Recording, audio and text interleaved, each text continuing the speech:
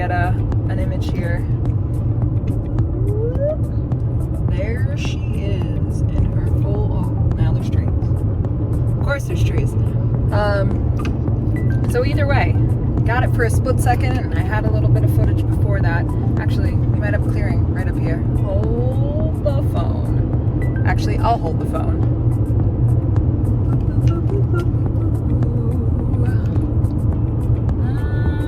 Kind of. Anyway, we'll see more of it when we get to the top. But I am no historian. I don't really know the history of this area very well, but what I do know is it's an amazing area for outdoor enthusiasts, both in the summer and in the winter, but also for anybody on a spiritual path. There is a spiritual connection here, as the Lemurians are apparently living in the mountain. And the Lemurians are, I'll call it an ancient civilization. I'm not sure if they're related as far as alien is concerned, but I'm not sure. I'd have to do some more research on that, but we'll go with ancient civilization that hid out in Mount Shasta. I think when there was like, I'm gonna call it like almost like a war between them and another ancient civilization. So this is how they protected themselves. Either way, the Lemurians, being these celestial beings of light and love, apparently you can channel their energy, and some people come up here specifically for that.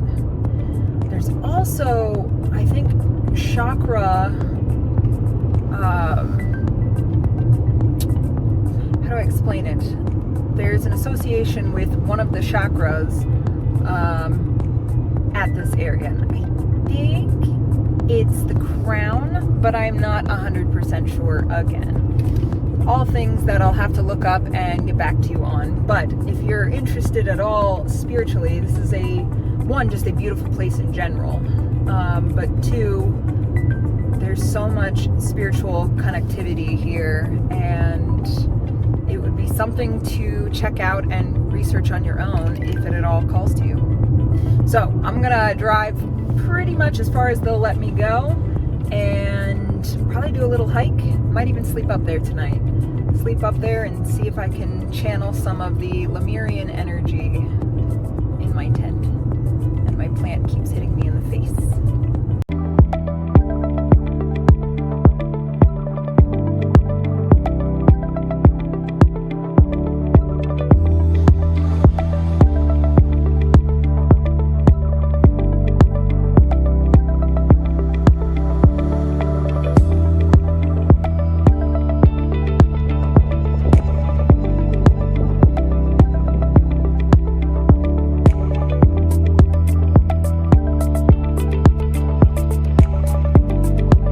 Guys, Ashley here. So in today's video, we're going to talk about planning, but not actually planning?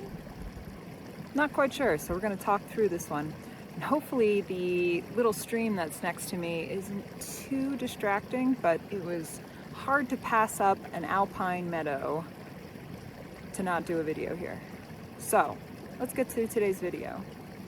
If you like my content, get any value from it, want to see where I'm going next, because heck if I know, click like, click subscribe, and even share it with some of your friends that might also find some value in this too.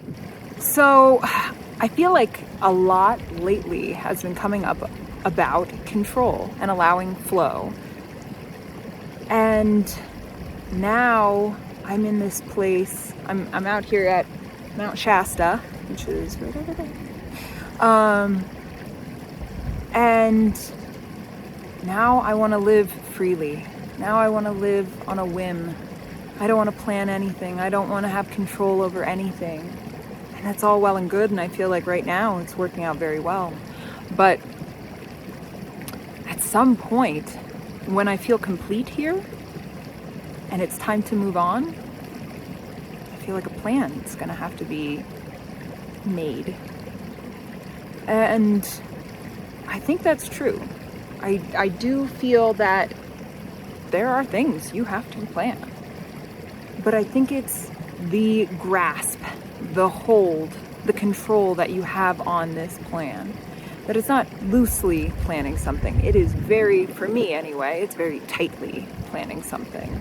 And no alterations. This is the most efficient way. And if things deviate, then I am not a very happy person. I get overwhelmed. I get angry. I get frustrated. So I think all of this to say is like planning is gonna have to happen again.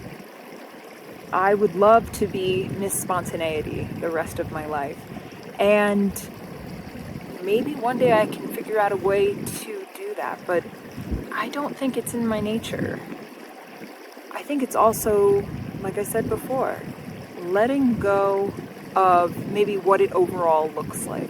Having a general plan of things and less of an actual set in stone blueprint of where I'm going next, an itinerary, an agenda, allowing more flow to be in my life and less rigidity, less structure. So, for example, it's like here I am at Mount Shasta, and the planning part of me wants to know what day am I leaving, where am I going next, what am I going to do there, not only what general vicinity, but maybe more specifically where I'm going. And I think, once again, it's allowing this feeling of completeness to happen here. See what that actually feels like, instead of forcing myself to stick around longer than maybe I would want to, and vice versa, leaving because I told myself I'm leaving in 2 days. Seeing what that feels like, to actually just feel inside of me that I know it's time to go, and go. And then start heading somewhere, seeing what starts to call to me, and go there. No judgment, no validating this through somebody else, just solely using my intuition and what feels most exciting in the moment to be my guide. So now I'm gonna try to get some beautiful footage of this meadow. I don't know if you'll be able to see all of the pinks, purples, yellows that are just blooming all over the place right now, but I'll do my very best. And I'm gonna continue on this little hike. So, thanks for watching.